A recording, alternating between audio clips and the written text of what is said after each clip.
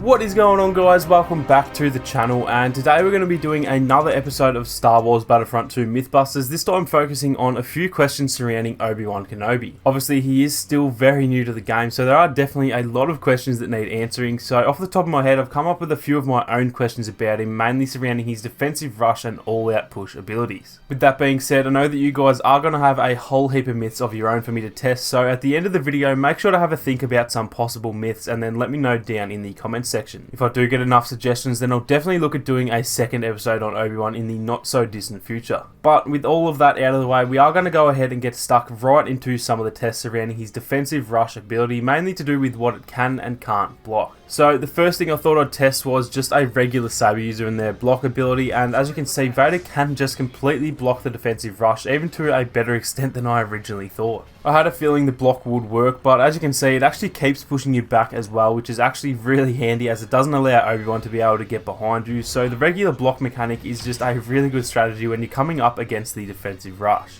The next thing I thought I would test was a Sabre user's dodge, and on the first attempt I found that it actually doesn't allow you to dodge through the ability without taking damage, or so I thought anyway. On the second attempt you can see that I dodged slightly earlier, and this time it actually caused no damage at all. When I slowed this down, you can actually see that the reason it doesn't cause damage is because Vader's Sabre actually gets in the way just through his dodge animation, meaning you can actually block the ability while dodging so long as you time it right so that the Sabre is in the right position. To prove that I wasn't actually holding the block button while I was doing this, I tried it with Maul, seeing as he actually can't block, and as you can see the result is exactly the same as it was with Vader. Time it right and you can actually block the ability with Maul by dashing towards the enemy, which to be honest was not at all what I was expecting. Now I thought I'd better test this out on a regular roll as well, and as you can see the result is the exact same. If you do time it right, you can actually just roll straight underneath the Sabre when Obi-Wan is rushing towards you. So this is actually a really solid way to dodge the attack, and not only that, but it also means that you'll be behind Obi-Wan and in a really good spot to deal some quick damage before he does turn back around.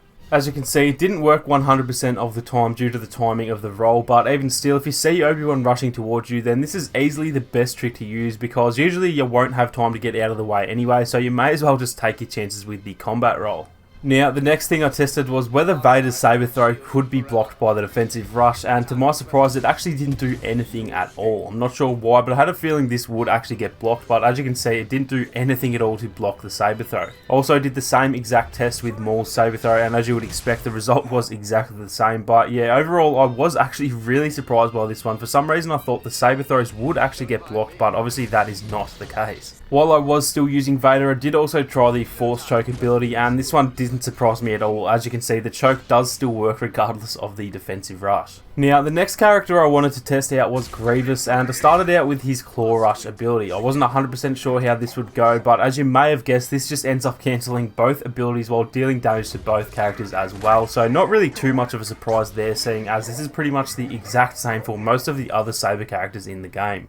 Next I tried it on the Unrelenting Advance ability, and this was actually even more pointless than the last test. This had the exact same result, although instead of cancelling each other's abilities, you'll pretty much just walk straight through each other while dealing damage once, so a pretty lackluster result from this one. Lastly, for Grievous, I did test the Thrust Surge ability as well, and surprisingly this one actually went in favour of Grievous. Both characters ended up taking damage, however, every single time, even when the timing wasn't great as you can see, Thrust Surge would always still knock Obi-Wan to the ground, so this actually works in favour of Grievous. I then went on and tested the Frenzy ability, and this one actually worked in favour of Obi-Wan, which honestly I didn't really expect. I was assuming that Kylo would kind of jump behind Obi-Wan and then still be able to use the Frenzy attacks, but it actually cancels his ability as soon as he's hit with the Sabre, so this one definitely is helpful when you're playing as Obi-Wan against Kylo. Lastly, for the defensive rush ability, I tried it against Palpatine's lightning attack, and as you can see it does absolutely nothing to stop you from taking damage. I did also try it with the chain lightning as well, and as you can see the results were exactly the same.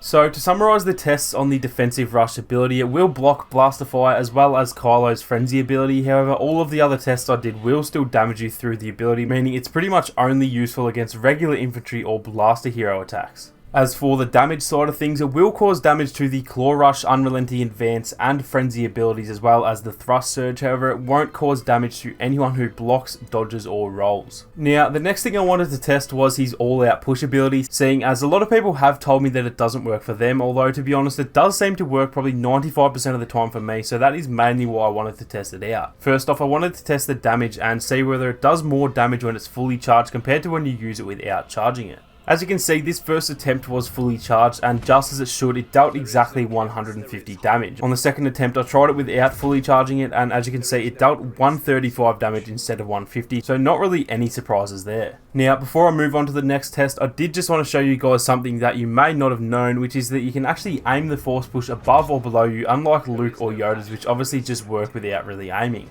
You can see the first test I did was from below, and since I aimed the crosshair at the enemy, even though he was a level above me, it did still work as it's intended to. I then also tried with Obi-Wan being on the high ground, as we all know that he loves to do, and I wanted to show you that when your aim is slightly off, it won't work, which is, I feel, one of the main reasons that some people assume the ability is broken. You can see me etching forward each time with the aim, and once my crosshairs are on the enemy, it works exactly as it's intended to, so when you are using Obi-Wan, just make sure that your aim is correct, and you should have no worries pushing back your enemies. Now, lastly, I did just want to test the same thing but with the Mind Trick ability instead, and as you can see, the results are exactly the same. Being above an enemy will still hit them with the Mind Trick, and as you can see from this one, you don't even have to be aiming at them. So long as the area of effect goes over the character, then they will be hit by the Mind Trick. Now, as I always say in these videos, just keep in mind that arcade can often be a little different than multiplayer. So even though I'm sure most, if not all of this stuff is correct, just keep in mind that some of it may actually be slightly different in a multiplayer setting. So anyway, that is going to be it for this episode of Battlefront 2 Mythbusters, guys. Hopefully you did enjoy the video, and if you did, then make sure to leave a like down below. As I said at the start of the video, I'm sure you guys will have some more Obi-Wan related myths for me to test. So definitely make sure to let me know down in the comment section, and I'll do my best to get a follow-up episode in the future.